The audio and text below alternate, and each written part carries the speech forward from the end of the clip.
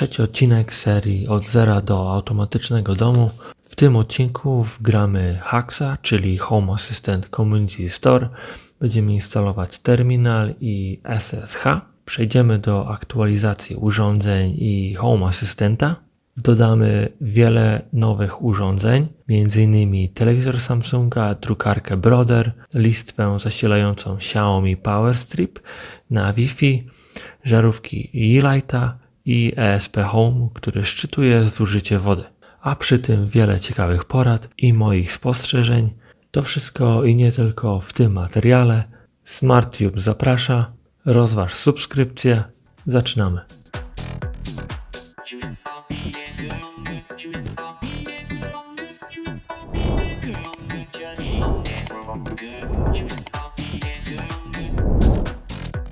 Zaczynamy od pozbycia się powiadomień.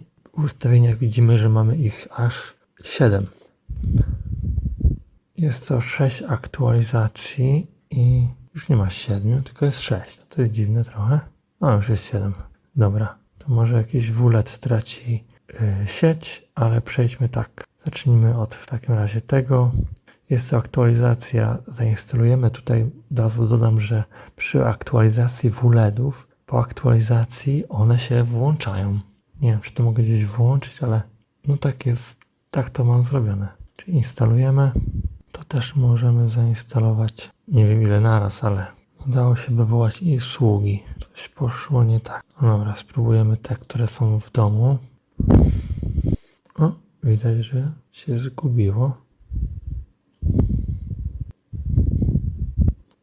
Widzę, niektóre znikają. Nie wiem, czy dobrze, czy źle. Okej, zniknęły wszystkie i teraz wszystko jest zapalone. Tak. Chociaż ta nie. To może mam w ustawieniach zrobione, że się wyłącza. Ale dobra, jak to jest włączone, to wyłączam. No działa. Ale nie chcemy to mieć włączone. U dziewczyn też wyłączę. Może zostawię jedno światło, bo dosyć mocno się świeci. Nie włącza się to, co miałem wcześniej ustawione. Efekt na 12 chyba procent mocy. Efekt glitter. Więc dobra, to na razie zostawię, zaraz to wyłączę. Ale jeśli chodzi o aktualizację, to wtedy chyba przeszły wszystkie. No i teraz instalujemy aktualizację Home Assistant Core. I czy chcę utworzyć kopię zapasową przed aktualizacją? Nie chcę. Instaluję z 10.1 na 10.3, to nie jest tak źle. Dodatkowo backupa robię przez dodatek, który instalowaliśmy w poprzednim materiale. Tylko odznaczam to, będzie też to szybciej i klikam zainstaluj. Czasami to przy moim Home Assistancie, który mam na Raspberry Pi, trwa dosyć długo. Tutaj zakładam, że wszystko będzie szybciej. Dodatkowo po wgraniu aktualizacji nowe włączenie Home Assistanta powinno być znacznie szybsze. No ale dobra, to teraz czekamy, aż się zainstaluje i już mamy zainstalowaną nową wersję Home Assistant Core i nawet Home Assistant już się uruchomił. Pozostała nam ostatnia aktualizacja systemu operacyjnego i tutaj również zainstalujemy. Na razie zainstaluj. No i tutaj też troszeczkę poczekamy. No i wszystkie aktualizacje załatwione. Nie mamy żadnych powiadomień. O to chodziło. Do powiadomień aż się boję przejść, bo widziałem, że chodzi o nowe urządzenia. To akurat mamy po angielsku New Devices Discovered, so klikamy Check it out. No i mamy trochę tych urządzeń. To są rzeczy skonfigurowane, a tu nie. Tu mamy dwie rzeczy, jeśli chodzi o drukarkę. To może ktoś ma drukarkę Brothera, więc mogę szybko zacząć od niej. Jaki typ drukarki, atrament, w jakim obszarze. Dodam nowy obszar, jest to Master Bedroom. Dodaj. Zakończ. I to by było na tyle, jeśli chodzi o drukarkę. Tutaj mamy Shelly. Przy Shelly może być trochę inna rzecz, ale nie chcę dodawać drugi raz Brothera drukarki, więc tutaj kliknę ignoruj. Trzeba chcesz ignorować tę integrację. Mogę cofnąć ignorowanie, wybierając wyświetlaj ignorowane integracje w menu w prawym górnym rogu. Dobra, najwyżej będę mógł tylko wrócić, póki co nie chcę tego widzieć. To jest też dosyć ciekawe. Jest to listwa, która można zdalnie włączać, wyłączać z Home z Xiaomi. Ona mi wskakiwała, a potem usuwała się.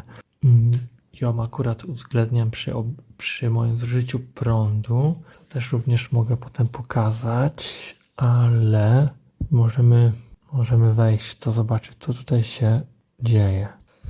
Aha, tutaj musimy dane swojego konta Xiaomi wpisać, czyli login i hasło.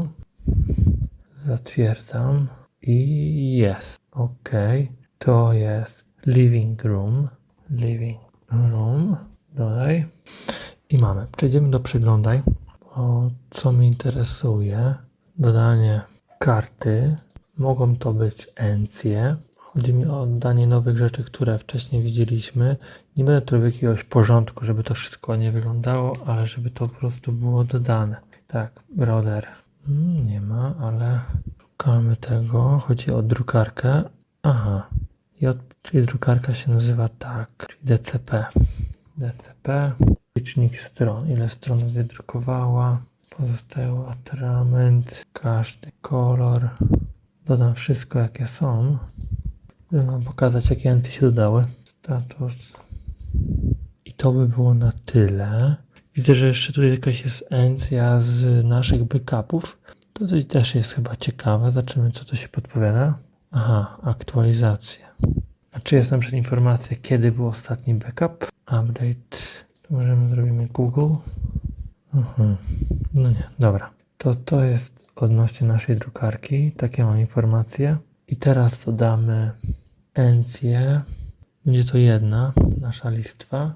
I ta listwa nazywała się Zemi? Nie.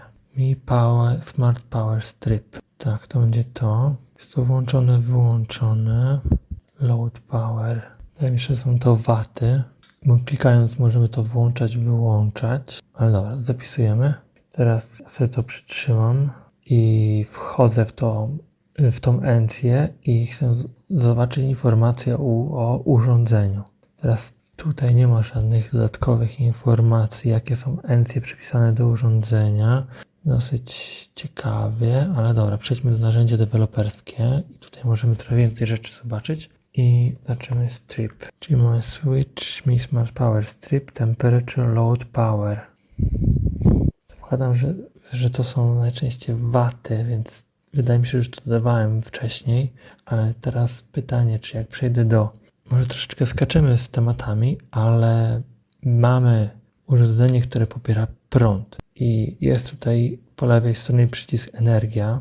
Tutaj jeszcze nie mamy nic dodane, czyli nie mamy żadnego zużycia, ale możemy dodać zużycie może z tej nowej encji. I jak widzicie, nic nie ma. Czyli wybierz sensor, który monitoruje zużycie prądu w jednej z jednostek. Czyli oznacza to, że waty, które są rejestrowane przez listwę, są w watach, więc musimy teraz stworzyć sensor, który będzie brał te waty, przeliczał na kWh i wtedy będziemy mogli dodać tą encję do naszego zużycia energii. Dobra, możemy wrócić do przeglądaj i kolejne rzeczy. Jakie mamy urządzenia? Możemy skonfigurować telewizor. Aha, czyli teraz na ekranie pojawi się opcja, czy na pewno chcę skonfigurować. Telewizor mam już włączony. Może jeszcze chwilę mu dam na połączenie się z siecią, ale tak chcemy go skonfigurować. Klikam zatwierdź i nie przeszło. Może za szybko jednak internetem jeszcze się nie połączył. Jeszcze raz skonfiguruj, zatwierdź. No już coś myśli, tak, pojawiło się już na ekranie telewizora. Zatwierdziłem i czekamy, co tu się pojawi. OK, super, dodało. Jest to living room. Zakończ. No, powoli to się zmniejsza. Przejdźmy teraz do naszych kart i widzimy, że już telewizor jest podłączony do tej listwy i z 15 watów skoczyło już na 100, czyli około 85 pobiera telewizor. Ale zobaczmy, jakie jeszcze rzeczy możemy dodać z telewizora i zakładam, że to będzie jakaś karta multimedialna, czyli szukamy kontrola mediów.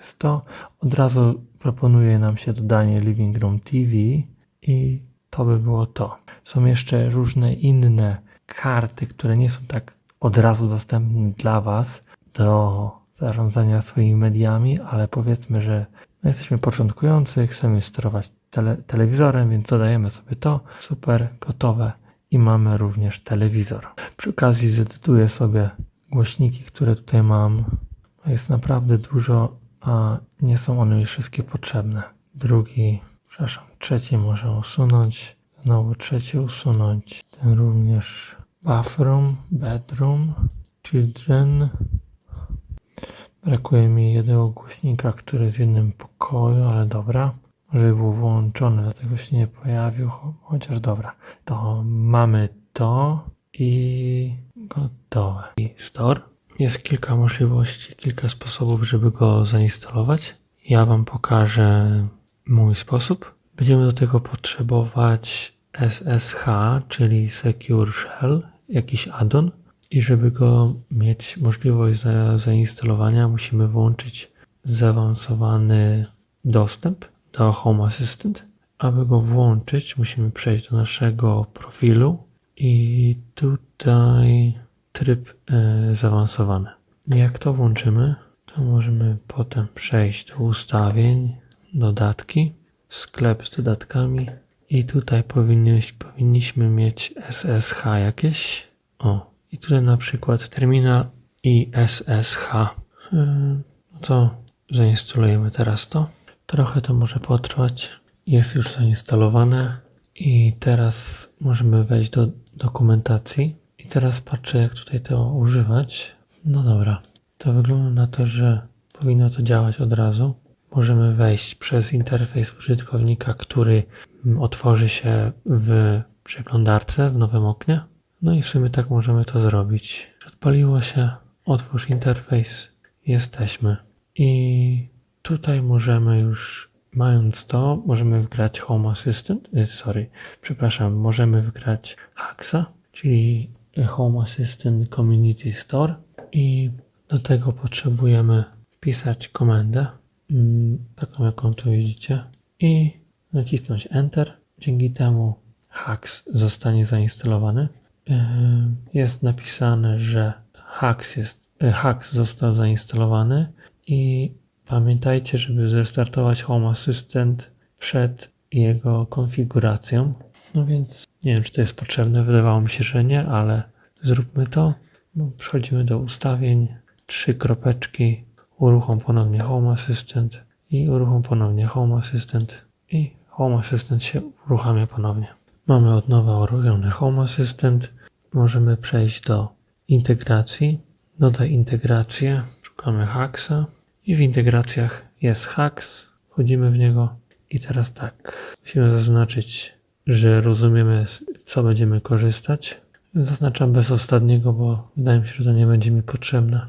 Najwyżej zatwierdzimy jeszcze raz. Teraz, żeby zautoryzować naszego Haxa, musimy połączyć je z GitHubem.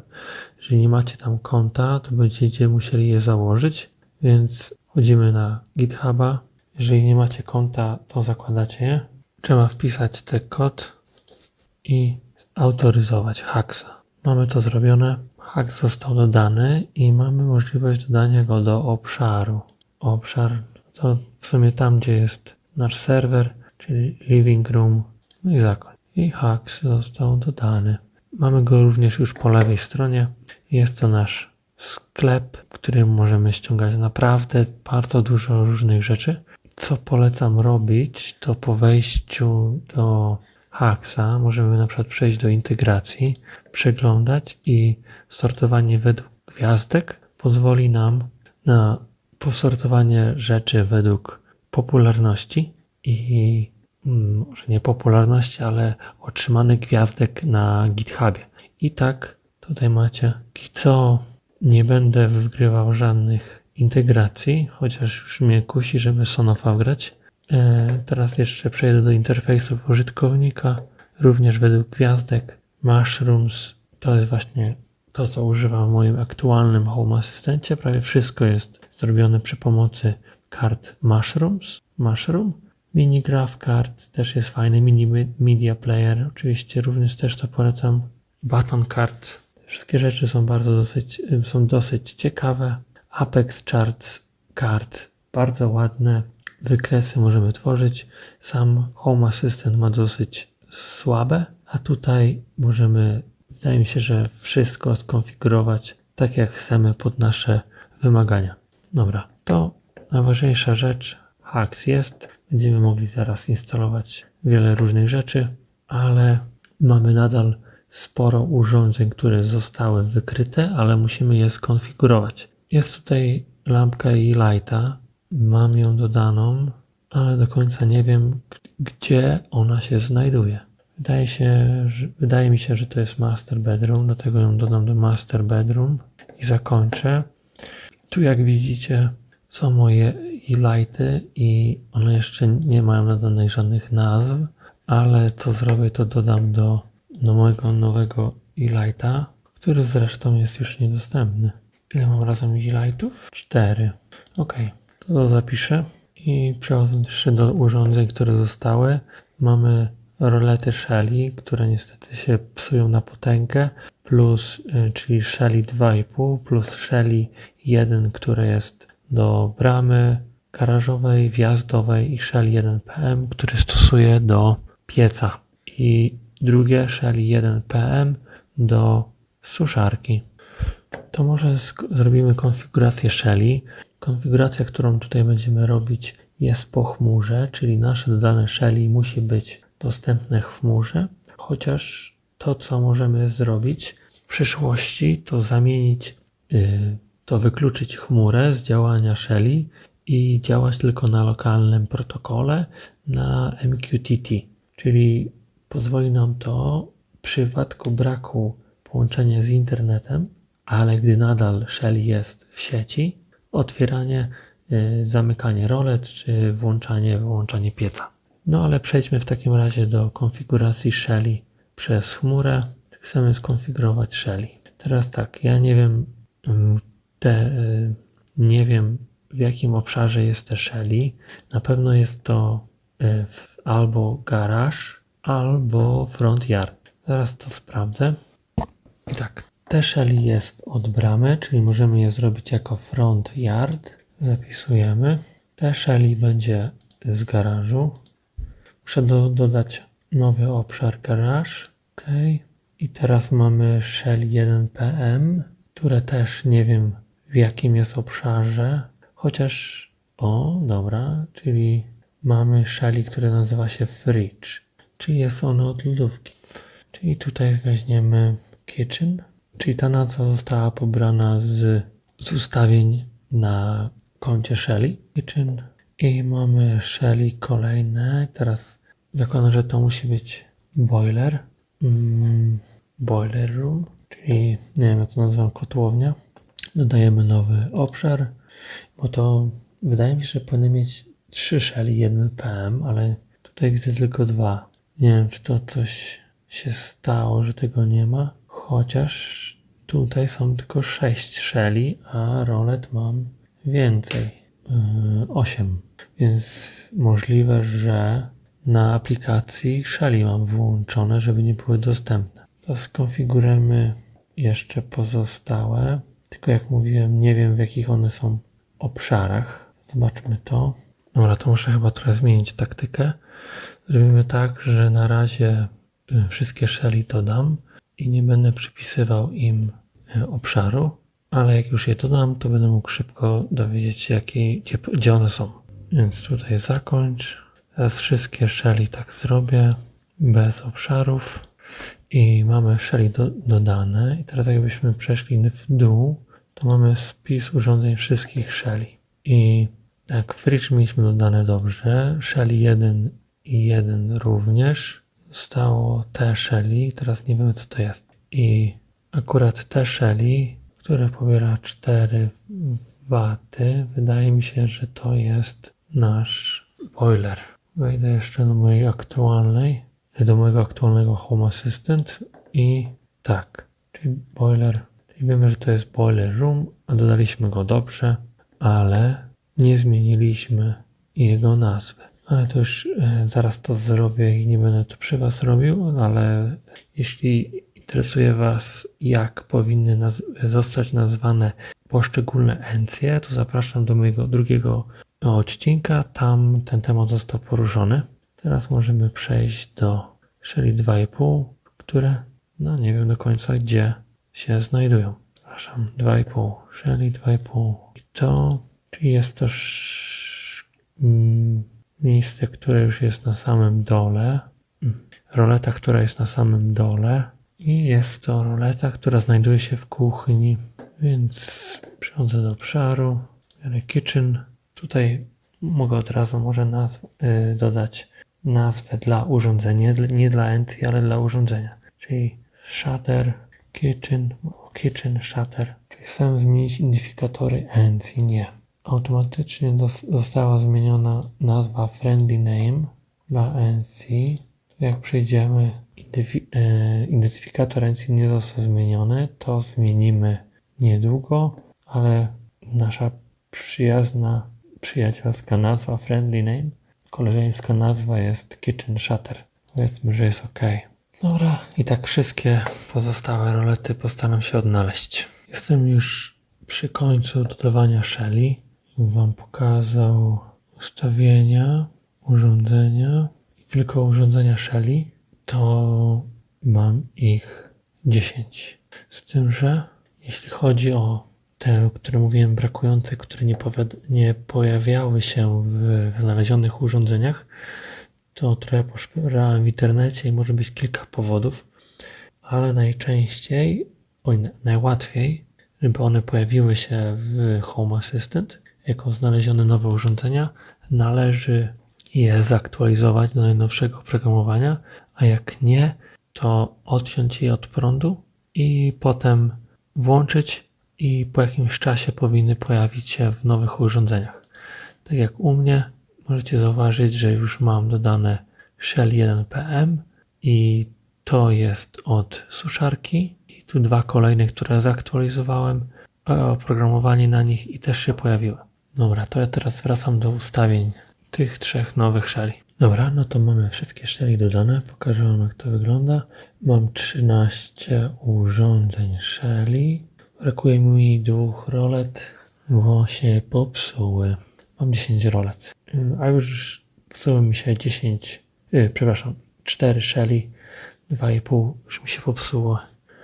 I wymienię na coś innego. Będzie na pewno ten film, jak będę wymieniał. A póki co mamy Shelly. Jest trochę nowych urządzeń, których nie mam już w moim widoku dom. Jest tutaj wszystko napaćkane, więc nie wygląda to zbyt ładnie, ale przejdziemy do opcji tworzenia nowych widoków i tam podzielimy ładnie nasze encje między te widoki. Ale teraz przejdźmy jeszcze do powiadomień, do nowych urządzeń. I tutaj mamy z grubsza rzeczy od Xiaomi. Mogą być to odkurzacze, światła, może jakieś wtyczki. Dużo urządzeń mi brakuje, które są po Zigbee, ale to będę odpalał, gdy włączymy Zigbee to MQTT. Ale póki co przejdźmy do Apator Reader. Jest to czytnik, który pobiera informacje z czytnika, z licznika zużytej wody i mam już kupiony sprzęt i będę pokazywał Wam, jak coś można zrobić, ale u mnie już to działa, więc on też Home Assistant wykrył to urządzenie, więc konfigurujemy je. Czy chcę dodać do Home Assistant tak, klucz szyfrujący. Tu może być problem, żebyście go mieli, jak wcześniej go nie macie gdzieś zapisanego, ale jak tworzycie to urządzenie, to ono automatycznie jest do Was dodawane, więc nie musicie go pamiętać. Ale ja akurat ten numer mam zapisany, więc go teraz to wpiszę i zatwierdzę. Jak widzicie, sukces, utworzono konfigurację dla Apator Reader. Zakończ i mamy jedno urządzenie, które już widzę, że ma 3 encje. Przejdźmy na to urządzenie i jest tutaj już podany licznik, który ma 720, zużycie niecałe 720 metrów sześciennych wody. Jest to licznik, który pokazuje tylko zimną wodę na dom i ogród i zostały nam same Xiaomi. Mam dwie bramki stare Xiaomi, to są chyba generację druga i generację czwartą, to chyba się nazywało Gateway Multi, który ma i Bluetooth, i Zigbee, i Wi-Fi. I w tym miejscu chciałbym zakończyć trzeci odcinek. Miał być trochę dłuższy, ale już zrobiło się ponad 25 minut. Dlatego zapraszam już do kolejnego odcinka, czwartego, w którym przejdziemy do tworzenia widoków. Zaczyna już mój nowy Home Assistant wyglądać. Stworzymy pierwszy panel energia, w którym dodamy zużycie energii przez kilka urządzeń oraz zużycie wody. Przy okazji dodamy koszty naszej energii i wody, co bardzo ciekawie wygląda na wykresie w panelu energia. Przy tym dowiecie się, jak praktycznie korzystać z tego dashboardu, tworząc grupy dla urządzeń, które zużywają energię. Następnie plan jest taki, żeby przejść do dodania pozostałych urządzeń, które widzi Home Assistant, czyli Tuya i Xiaomi, a potem wszystkim, jeśli czas pozwoli, to przejdziemy do zainstalowania kilku rzeczy z Haxa. Na ten moment dziękuję za Waszą uwagę, rozważcie subskrypcję i do następnego razu.